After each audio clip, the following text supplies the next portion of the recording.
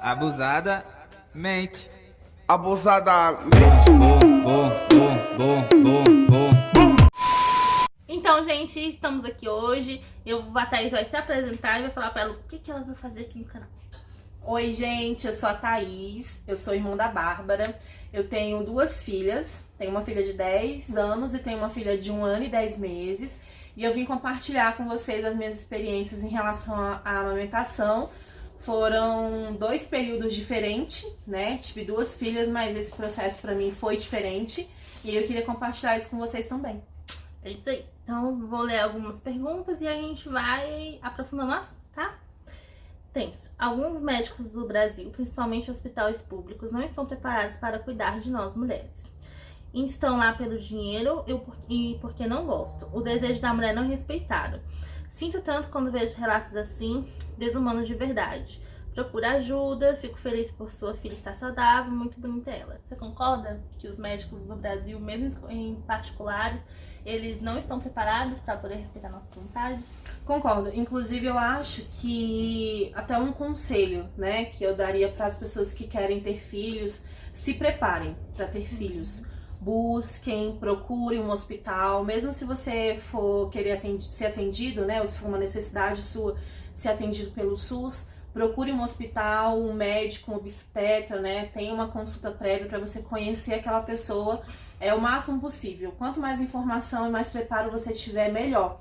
Eu não tive esse preparo, não me preparei para minha primeira filha, então eu senti que foi tudo muito diferente. Por ser a primeira, a gente acaba ficando meio assim, aquém, né? Você fica meio que o que esperar daquele momento. Então, se informe e se prepare para você ter esse momento. E é claro que você vai achar médicos mais preparados e menos preparados em todos os lugares, tá? Tanto na rede pública quanto na rede particular. Então, na sua segunda gravidez, então você se preparou para ter a Clara, no caso. Na minha segunda gravidez eu me preparei desde o início, assim, eu busquei conhecimento. É claro que agora a gente tem um acesso maior, né, à internet. Há 10 anos atrás não era igual é hoje. Então eu busquei, me informei, internet, conheci a minha obstetra, que já era minha ginecologista, há mais ou menos uns 3 anos antes de eu ficar grávida. Eu escolhi ela porque a gente tinha uma relação de confiança. E assim, por eu ter me preparado, eu consegui ter uma gravidez tranquila, muito diferente do que foi da Bárbara, né? Foi uma gravidez tranquila, eu consegui amamentar. A gente ficou grávida juntas, inclusive. Foi, as nenéns têm quase a mesma idade, eu acho que é uma diferença de um mês e meio, né, assim. Então eu consegui amamentar, eu consegui, o meu pós-parto foi muito tranquilo, foi sozinha, eu consegui fazer as minhas coisas, cuidar da neném. Foi assim, gente, foi outro mundo. E da Cecília, no caso, você não conseguiu fazer essas coisas? Não consegui. Depois eu vou até falar, né, se vocês tiverem curiosidade. Ah, tá. Depois eu vou até dar mais detalhes pra vocês sobre isso, mas o meu pós-parto da minha primeira filha foi muito difícil. Eu tive as duas por parto cesáreo, por uma escolha minha mesmo, foi escolha, não foi necessidade, mas foi muito difícil a recuperação por conta da hacker. Eu tive uma reação muito complicada na primeira gestação, né, no puerpério ali, depois que a gente teve no resguardo, que na primeira eu não tive porque eu me informei. Eu fui atrás de informação, que aí na segunda foi tudo tranquilo. E você sentiu o quê na sua primeira, devido à injeção? Na minha primeira, no primeiro resguardo, né, da minha primeira filha, eu senti a cefaleia pós-hacker, que é a dor de cabeça. Eu fiquei 15 dias deitada sem conseguir segurar minha filha no colo. Ai, que difícil, gente. Aí aqui tem outra pergunta. Faz um vídeo sobre amamentação. Então vamos começar pela Thaís, porque ela teve um bebê de 10, e depois vem pra mim, que tive a bebê do meio, e depois pra ela a experiência das 3, tá? Então primeiro você. Qual foi a sua experiência na sua primeira filha sobre a amamentação da Cecília? Não teve, tá? Eu não tive experiência com amamentação na primeira porque eu não consegui. Eu tive uma reação à anestesia, né? Que foi a cefaleia pós-hacker. Pra quem não sabe, essa anestesia é uma anestesia muito forte que você leva na coluna. E aí tem alguns preparos que você precisa ter antes de ir pro pós-operatório, né? Pro centro cirúrgico ali, você tem que ter uns cuidados.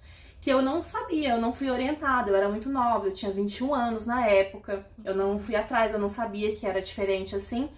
E aí, quando eu tive a minha bebê, passou o período de cirurgia, eu comecei a sentir uma dor de cabeça que travava o meu pescoço. Eu não conseguia mexer a cabeça. E aí eu só conseguia parar de sentir dor quando eu deitava reta, com a cabeça, assim, o rosto pra cima, né, reta. E aí foi 15 dias que eu não conseguia segurar a minha filha no colo. Então, se eu não conseguia segurar no colo, eu não conseguia amamentar. Meu peito feriu, meu ponto estourou. Ah, eu lembro, foi bem A minha mãe foda. cuidou muito de mim um mês inteiro. Quando eu voltei pra casa, minha sogra também me ajudou muito. Mas foi um período, assim, punk. E aí a minha filha não mamou. A minha filha Ela de nem 10 anos. conseguiu um pouquinho, nem nada, não amou. Eu acho que a minha filha mamou, se mamou muito, ela deve ter mamado uns 150 ml de leite, meu. Poxa, poxa. E aí desde o começo foi fórmula mesmo. Ah, entendi. Aí, passando pra mim, foi a Isis, que eu já contei pra vocês nos outros vídeos. A Isis nasceu prematura, ela não tinha força pra poder puxar o peito, então eu vou deixar uma foto aqui pra vocês, de eu fazendo translactação na Isis, que é basicamente você tirar o seu leite, colocar o leite dentro da seringa, porque eu achava super importante dar esse leite pra Isis. Hoje em dia a minha opinião é diferente, mas eu vou falar no final do vídeo. E eu também era muito obrigada, né, por ter tido a Isis, infelizmente, no SUS. Não me preparei, que foi o caso até isso, que ela se preparou pra segunda gravidez dela. Eu não me preparei direito, não fui bem informada direito. No dia que eu fui pro hospital, não sabia que eu iria ganhar a Isis, no dia do encaminhamento. Então, voltando, a Isis mamava nesse processo de translactação, a qual a produção aqui, o Gera, via eu me descabelando, dando mamar pra Isis desse jeito. E era isso, a Isis mamou até 2 meses desse jeito, não, até 15 dias direto a Isis mamou assim, porque eu passei 15 dias no hospital. Quando eu cheguei em casa, o Jerônimo não aguentando ver aquela situação, de eu morrendo de chorar, desesperada pra dar um peito pra uma criança, que ela tinha que tirar antes dela dormir, então eu passava o dia inteiro tirando peito pra ela poder mamar. Comecei a dar um não pra ela, né? Não é propaganda do não, mas patrocina nós. Mentira, não tem ninguém mais pra dar não aqui em casa. Aí eu passei a dar não pra ela. Até então eu dava pra ela 3 mamadeiras de não, né? No caso seria café da manhã, almoço e janta, e o resto era peito. Até que a minha filha não gostava, e eu conversando com meu marido, a gente via que ela não gostava, ela se sentia sufocada, ela não tinha força pra sugar aquilo, e quanto mais ela sugava, mais ela emagrecia. Então eu peguei e decidi que pro bem dela seria mais fácil ela mamar mamadeira. Eu ia dar pra ela se ela quisesse, mas às vezes que eu oferecia pra ela, ela não quis. Então ela ficou com o não, ela tomou não até os 7 meses. Dos 7 meses pra lá ela foi tomando outras fontes de vitamina. Foi tranquilo. E é o seu? E aí quando eu tive a Clara, né, 8 anos depois, eu fiquei grávida de novo. E eu já tinha acesso, né, à rede particular, e eu pude escolher um médico, pude escolher um hospital. E assim, gente, foi outro mundo, assim, foi outra vivência que eu tive de parto, de pós-parto, foi outro mundo. Durante toda a minha gravidez eu fui super bem tratada, fui orientada, fui atrás de informação, busquei saber, busquei entender por que eu senti dor de cabeça, né, após a anestesia. Tive uma consulta com o anestesista antes de fazer o parto, que ele me explicou o porquê, como que eu tinha que me preparar, enfim. No caso foi anestesista, né, foi uma médica. E aí eu tomei a injeção de líquido, tomei assim a maior quantidade de líquido que eu conseguia tomar antes de fazer a cirurgia, antes da internação, né? Uhum. E aí quando eu fiz a internação eu tive um parto assim, gente, acho que digno de novela da Globo, assim, sabe? Aquela novela que assiste lá o pessoal parindo, assim, lindíssimo. A anestesista ficou o tempo inteiro comigo, do meu lado, ela limpava o meu suor, assim, ó. Sabe, assim, gente, eu me senti muito diva, muito bela. Fui parir maquiada, fotos belíssimas. E aí... Não, ênfase, a gente achou que a Thaís ia pirar por causa do outro parto. Então, ela já tinha visto, assim, a minha situação. Minha mãe já tinha visto, então elas já imaginavam que eu ia surtar, igual eu surtei A gente já tá da primeira vez. Só que não, gente, eu consegui me controlar muito bem porque eu estava preparada. Eu me preparei. Então eu fui atrás de informação, me preparei, consegui amamentar no hospital. Eu tive consulta com a pediatra, tive consulta com a obstetra, tive consulta com o fonoaudiólogo no outro dia. E várias enfermeiras ali ao redor de mim, me ajudando, me auxiliando. Usei o bico de silicone, tá? O bico que ajuda muito, me ajudou muito porque meu peito não tinha bico. Depois, se a produção puder colocar uma foto. Bota aí, produção. Vou botar uma foto aí. Gente, e assim... Bota uma foto aí dela também amamentando a Clara. Aqui amamentando a Clara. E, gente, foi, assim, uma experiência muito, muito grande, assim, porque eu queria muito amamentar a segunda filha. E todos aqueles medos que eu tinha, todos aqueles traumas que eu tinha, que alguns traumas a Bárbara tem também, eu consegui me livrar deles na segunda filha. Então, assim, foi um momento muito feliz da minha vida. Eu tive que parar de amamentar com 8 meses. Eu dava o peito e complementava com fórmula por escolha minha, porque eu tinha uma boa produção de leite. Mas como eu viajava, eu trabalhava viajando, com 8 meses eu tive que tirar o peito. E a minha filha tem 1 ano e 10 meses, e até hoje ela pede peito. Ela lembra do peitinho. Mas você não dá mais? Não dou mais. Não dá mais porque, gente, não dá, não tem como. E, cara, foi um período muito lindo, assim. Um período, assim, que eu tenho muita saudade de amamentar minha bebezinha. E é muito diferente, gente. Filhas, mesmo pai, filhas, mesma mãe. E, assim, a experiência foi diferente.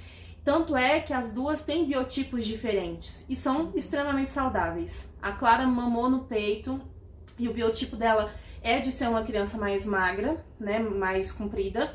E a Cecília não mamou no peito, é extremamente saudável, come de tudo. E ela tem um pouco mais de tendência pra engordar, porque eu também tenho, né, tendência pra engordar, então a gente não mito também, né? A gente tava falando mais cedo que o povo quer empurrar peito na criança pra criança engordar, porque criança saudável é criança gorda. Não é bem por aí, gente. Não é assim. Criança saudável nem sempre é a criança gordinha, né? Vamos parar.